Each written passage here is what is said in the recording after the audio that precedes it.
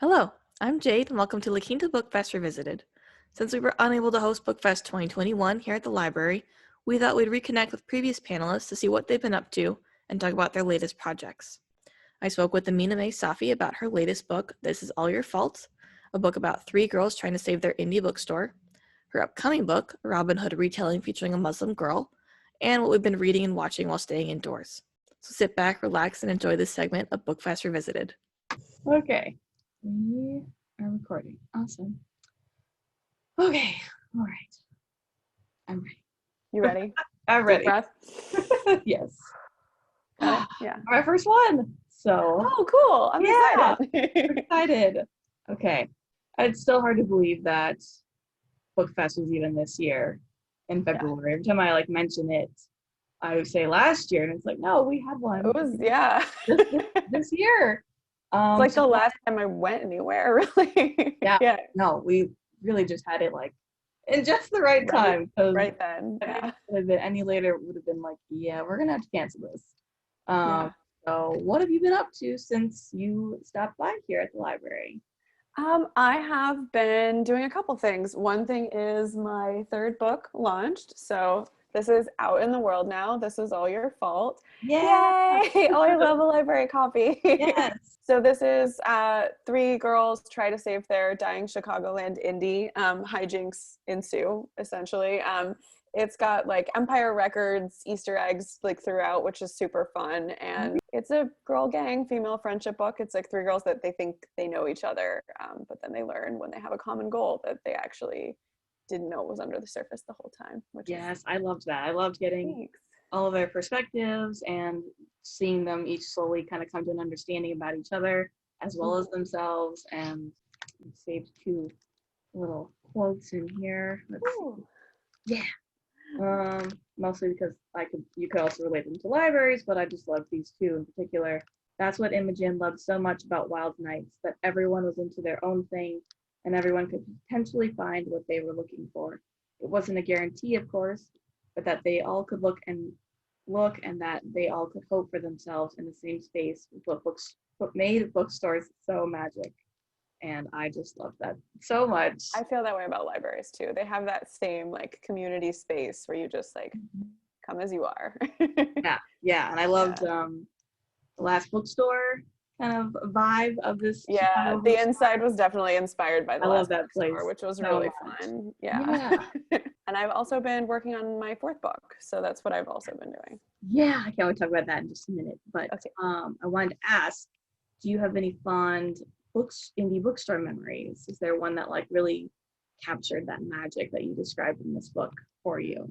So kind of when I was growing up, we would go to the bookstore on Sundays. It was a funny thing where, so my dad is Muslim and my mom is Christian, and I grew up Muslim, but we also grew up with those my mom's Southern Christian cultural patterns. So it was we would always go to family lunch or family dinner, which is at lunchtime, and it was with the after church crowd, and then we would go and we would look at independent bookstores, or we would go to the movies, and those were kind of my Sunday family activities. So indie bookstores are in that deep childhood center for me. And so it was I remember, and this bookstore did, unfortunately, there's two great indie bookstores I grew up in Houston.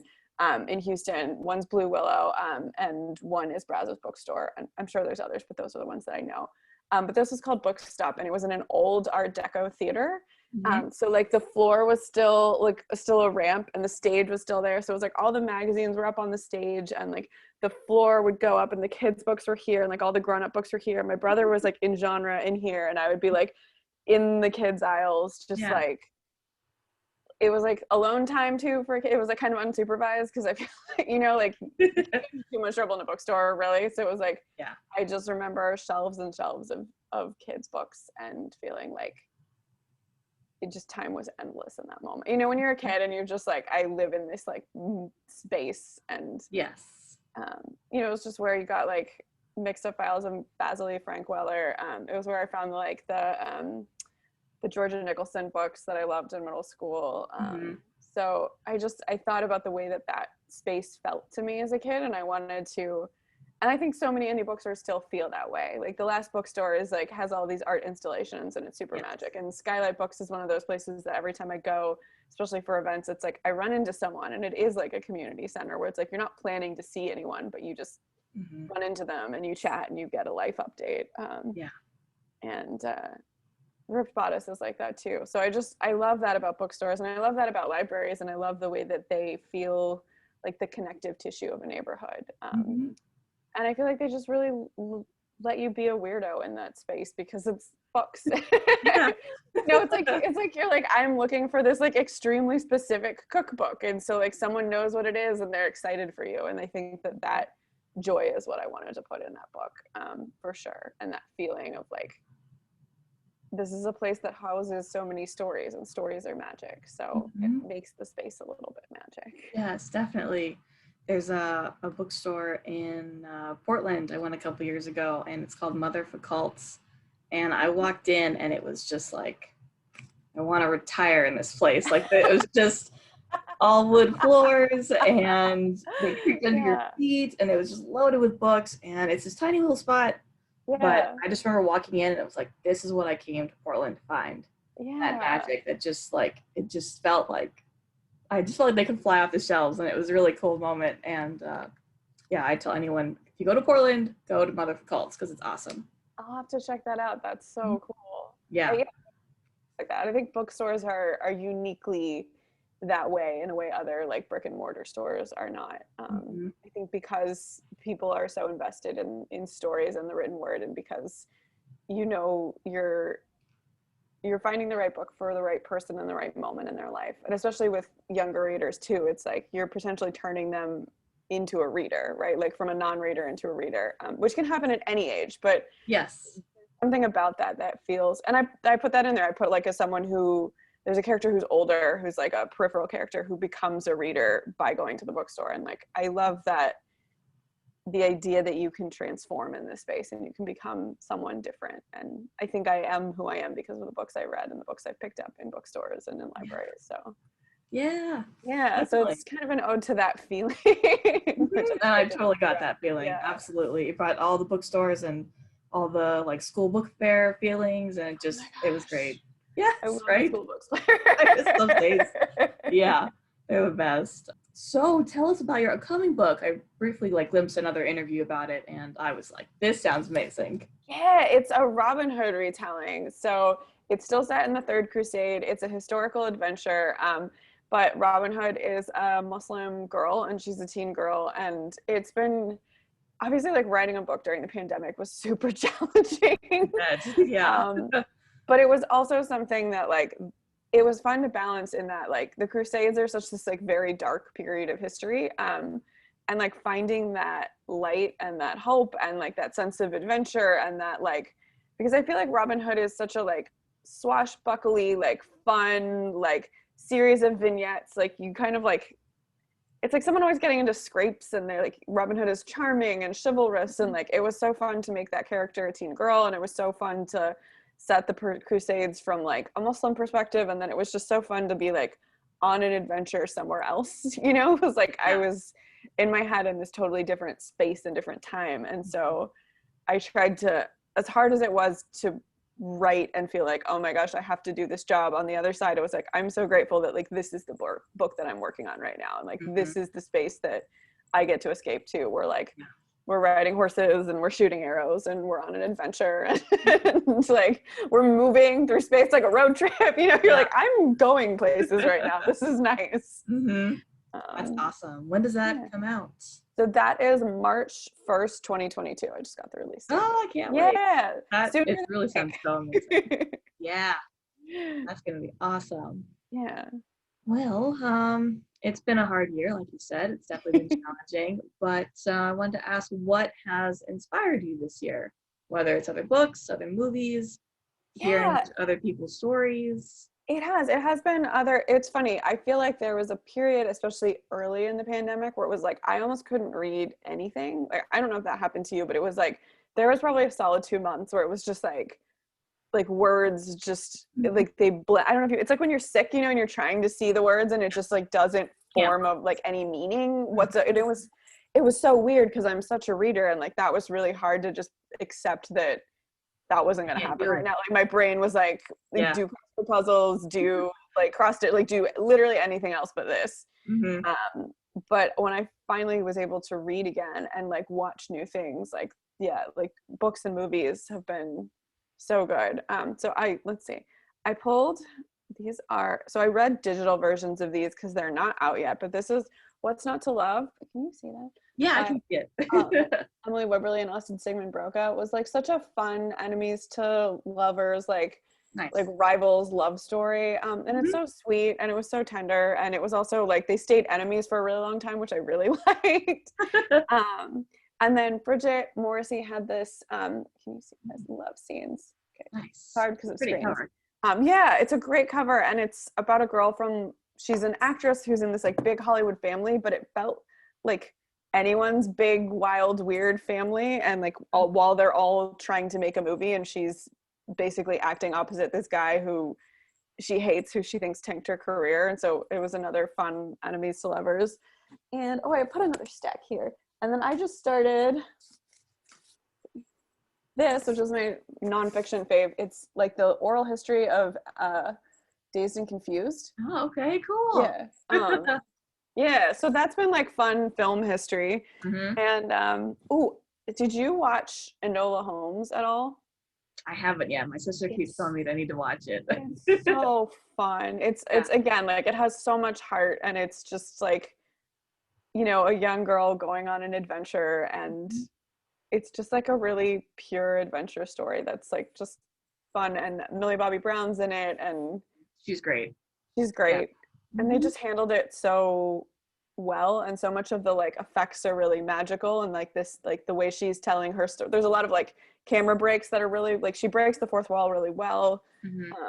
And like they have this imaginative way of like envisioning how her brain works, which I always love when they do that really well. Like when someone like puts memory and puts like brain mechanics onto the screen and makes it really visually clear is like very difficult to get that kind of interiority that you get in a book on a movie.